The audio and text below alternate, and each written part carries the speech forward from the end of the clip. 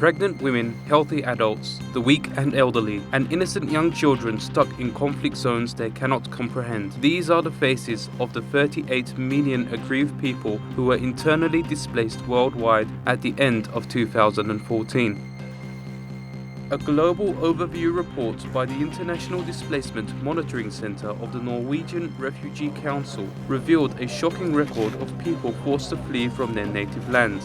They are the victims of states whose own people have been turned into defenseless victims of war, political conflicts, helpless governments, and natural disasters. Secretary General at the Norwegian Refugee Council, Egeland, has said that global diplomats, UN resolutions, peace talks, and ceasefire agreements have lost the battle against ruthless armed men who are driven by political or religious interests rather than imperatives.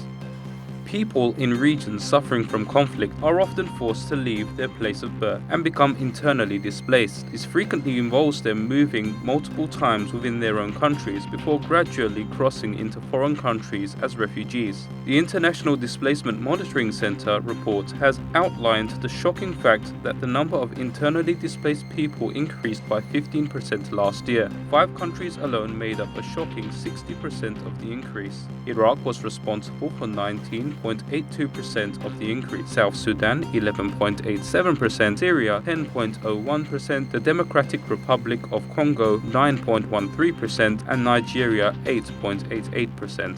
Every country has its own story of hardship. 2014 census results showed that 30% of Syria's housing is said to be damaged or destroyed. At least 35% of Syria's population, or 7.6 million people, have been displaced within their own country, the highest proportion worldwide. These figures unfortunately reflect the tragic truth that there is no longer any home for many Syrians to return.